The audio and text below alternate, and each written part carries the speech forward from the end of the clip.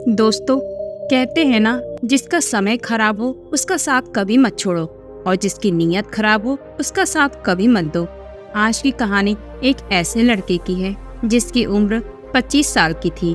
उसके माँ बाप की मृत्यु हो चुकी थी। दुनिया में उसका कोई नहीं था, बिल्कुल अकेला। लेकिन इसके बावजूद भी वह मस्त रहता था, किसी से कोई मतलब नहीं। दिन भर वह काम करता था और रात में खा पी कर सो जाता था। यही थी उसकी दिनचर्या। ना उसे किसी से कोई दुश्मनी थी, न ही उसका कोई दोस्त था। एक बार वह ऐसे ही अपने काम पर जा रहा था। चलते चलते उसने रास्ते में एक वृद्ध दंपत्ति को देखा।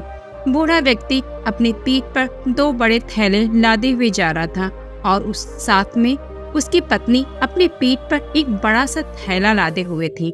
इसी की वजह से वे दोनों अच्छे से चल भी नहीं पा रहे थे। वह भी उनके आगे से होकर गुजरने लगा। तभी बूढ़ा व्यक्ति उस लड़के को आवाज देते हुए कहता है, बेटा जरा सुनो। उस लड़के ने पीछे मुड़कर देखा तो वही बूढ़ा व्यक्ति उसको बुला रहा था। उसने कहा, क्या हुआ बाबा? बूढ़ा कहता है, हम दोनों इस थैले की भार की वजह से चलने में असमर्थ हैं। क्या तुम मेरा एक थैला लेकर मेरे साथ चल सकते हो? मुझे आगे उस गांव में पहुंचा दो। तो लड़का बोला, ठीक है, सोचता हूँ। बूढ़ा व्यक्ति बोला, सोचने की कोई बात नहीं, इसके बदले मैं तुम्हें 2 सोने के सिक्के दूंगा। तो लड़का कहता है, आप मुझे नहीं भी देते तो भी मैं पहुंचा देता, क्योंकि मुझे वहीं आगे गांव में जाना है। और चलने लगता है। चलते चलते अचानक उसके मन में एक सवाल होता है कि आखिर इस थैली में क्या है जो इतना भारी है। तो वह पूछता है, बाबा इस थैली में क्या है? तो बूढ़ा व्यक्ति कहता है, कुछ नहीं बेटा, इसमें बस तांबे के कुछ सिक्के हैं। इसको सुनकर वह लड़का कुछ नहीं बोलता, ना ही उसके दिमाग में कुछ अजीब सी बातें आती हैं। वह थैला लिए अपनी पीठ पर चलने लगता है, क्योंकि वह बहुत ही स्वस्थ और तंदुरुस्त था। उसे थैले से कोई परेशानी नहीं हो रही थी।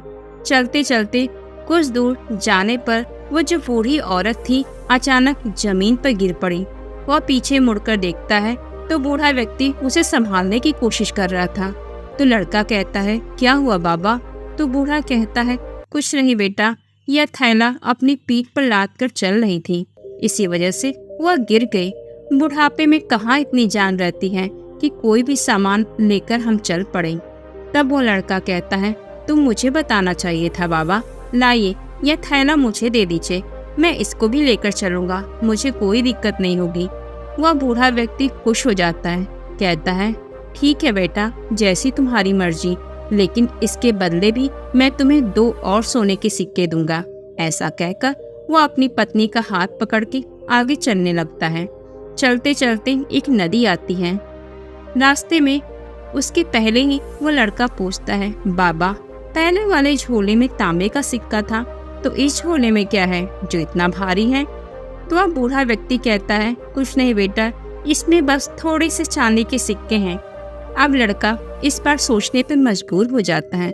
सोचता है, लगता है यह व्यक्ति अपने जीवन भर की कमाई करके लाया है या अपनी जमीन जायदाद को बेच कर लाया है पैसे। कुछ काम पड़ गया होगा, जरूर कोई बड़ी बात होगी या कोई बहुत बड़ी मुसीबत होगी, तभी अपनी जमीन जायदाद रुपया पैसा सब बेचकर कहीं जा रहे हैं। बस यही सोचते सोचते वह आगे बढ़ने लगता है। तभी उसके मन में ख्याल आता है, मुझे क्या, मुझे तो बस इनकी मदद करनी है। और यह ख्याल अपने दिमाग से निकाल देता है। ऐसा सोचकर वह नदी पार करने लगता है। जैसे तैसे नदी पार हो जाती है। बूढ़े व्यक्ति को अब भी चलने में दिक्कत हो रही थी। आगे चलते चलते एक पहाड़ी दिखाई पड़ती है। इस पहाड़ी को पार करने के बाद ही गांव आना था, जहां पर उस लड़के और व्यक्ति दोनों को जाना होता है। तभी बूढ़ा व्यक्ति जोर जोर से कराहने लगता है। तो वह लड़का कहता है, क्या हुआ बाबा, आप ठीक तो है ना? वह बूढ़ा व्यक्ति कहता है, मेरी पीठ में मोच आ गया बेटा, इस थैली को लादे लादे क्या करूं, उम्र जो हो गई है, अब कुछ भी लेकर चलने में परेशानी होती है। लड़का कुछ देर सोचता है और कहता है, अच्छा बाबा, जब इतनी दूर आ ही गए हैं तो यह थैला भी मुझे दे दीजिए। तो बूढ़ा व्यक्ति कहता है, बहुत बहुत धन्यवाद बेटा, इसके बदले भी मैं तुम्हें 2 सोने के सिक्के और दूंगा। लड़का मुस्कुराता है और फिर आगे चलने लगता है। आगे चलते चलते वह फिर उस वृद्ध दंपत्ति से पूछता है कि बाबा, एक में तांबे के सिक्के थे, दूसरे में चांदी के, तो आखिर इस थैले में क्या है? तो वह बूढ़ा व्यक्ति कहता है, इस तीसरे थैले में सोने के सिक्के हैं। अचानक से उस लड़के का दिमाग बहुत तेजी से चलने लगता है और सोचता है, अगर मैं इन तीनों थैलों को लेकर यहाँ से भाग जाऊं तो मैं जीवन भर आराम से जी सकूंगा, कुछ अपना व्यापार चालू कर सकूंगा। यही सोचते सोचते वह तेजी से चलने लगता है और पहाड़ी को पार कर देता है और पीछे मुड़कर देखता है तो वे दोनों अभी कुछ पीछे ही थे।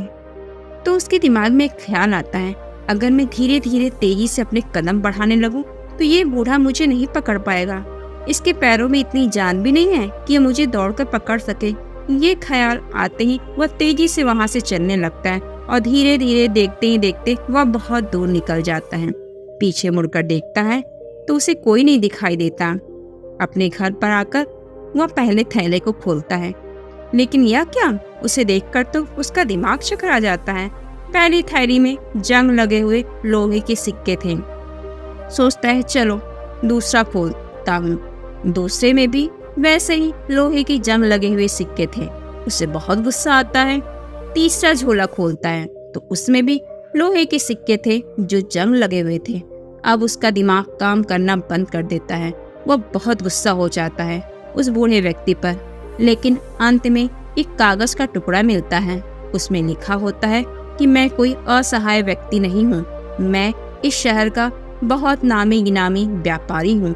मेरी कोई संतान नहीं थी, इसी वजह से मैं एक अच्छे लड़के की तलाश में था कि कोई एक अच्छा लड़का मिल जाए जो मेरा वारिस बन सके और मेरे व्यापार को बहुत आगे तक ले जाए।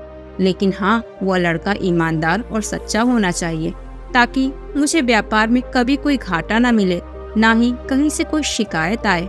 यह पढ़कर वह लड़का अपना माथा पकड़कर बैठ जाता है और सोचने लगता है, अगर मेरे दिमाग में यह फालतू के विचार नहीं होते तो आज मैं कहाँ का कहाँ पहुँच गया होता। गौतम बुद्ध भी कहते हैं, आपके विचार ही आपके जीवन को सही दिशा प्रदान करते हैं। आप जैसा सोचोगे आपका जीवन वैसा ही हो जाएगा। इसलिए हमें किसी से बात करते समय, किसी को कुछ कहते समय बहुत सोच विचार कर बोलना चाहिए, क्योंकि अगर एक बात हमारे जुबान से निकल गई तो हम उसे वापस नहीं कर सकते और गलत बोलने के बाद अक्सर हमें पछताना पड़ता है।